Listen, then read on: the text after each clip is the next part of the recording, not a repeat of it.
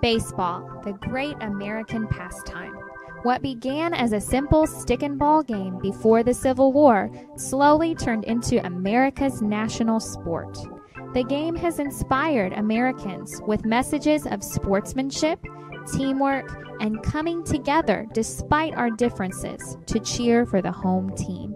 It has become a symbol of American pride and true spirit. Baseball was a symbol of hope for many in the United States. But in 1941, the country entered World War II. Many of the country's resources or supplies were needed to help the fighting soldiers. But the soldiers needed more than just supplies. They needed support. The people at home could support the soldiers just like a fan supports a sports team. At the time, a lot of men were drafted or called to serve in the army. Many baseball players had to leave to fight in the war.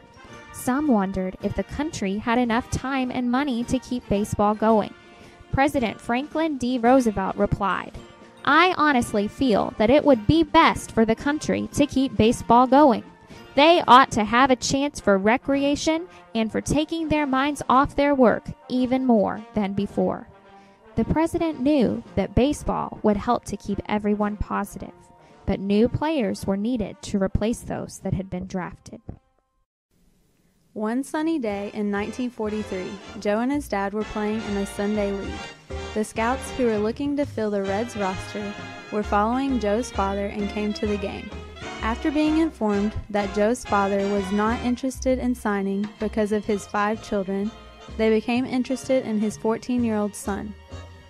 At the time, Joe wanted to wait and finish up basketball season before considering this. In 1944, when basketball season was over, Joe signed a major league contract with the Reds on February 18th. Joe Nuxhall was born on July 30th, 1928 in Hamilton, Ohio. He attended Hamilton High School and was a left-handed pitcher on his high school baseball team. The 6'3", 190-pound pitcher signed his contract with the Cincinnati Reds right after basketball season.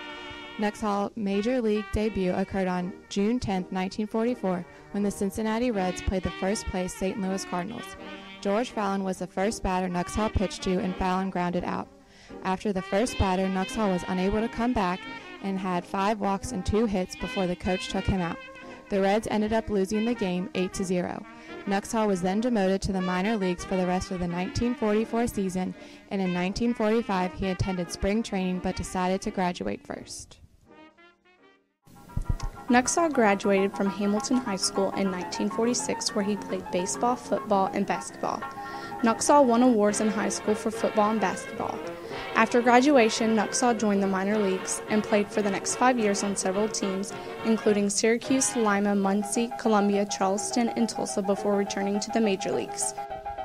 Before returning to the Reds in 1952, Joe played with Kansas City Athletics and the Los Angeles Angels.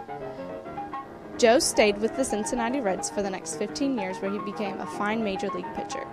He became a 2-time National League All-Star. In 1955, he led the Reds in several shutouts, pitching a complete game without letting the other team score. He pitched 484 games, winning over 50% of the games he pitched. Nuxhall retired from the major leagues in 1967, but that wasn't the end of baseball for Joe. He became a radio broadcaster for the Reds soon after retiring. With a strikeout, that makes Schmidt on a called third strike, leading off the second. His first pitch to James, and it's taken inside, ball 1. Chris, a .218 batting average. He's hit 3 home runs. He was elected into the Reds Hall of Fame in 1968. After becoming a broadcaster, Joe continued to pitch warm-up throws for the Reds before their games. Since 1991, the Reds have presented a Joe Nuxhall Good Guy Award to an outstanding Reds player.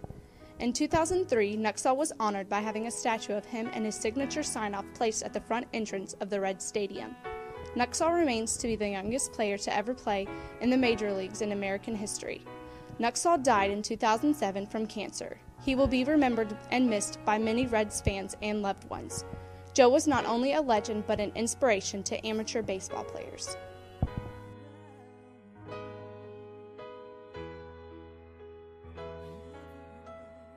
Until Tuesday night from St. Louis, this is the old left-hander rounding third and heading for home. Good afternoon, everyone.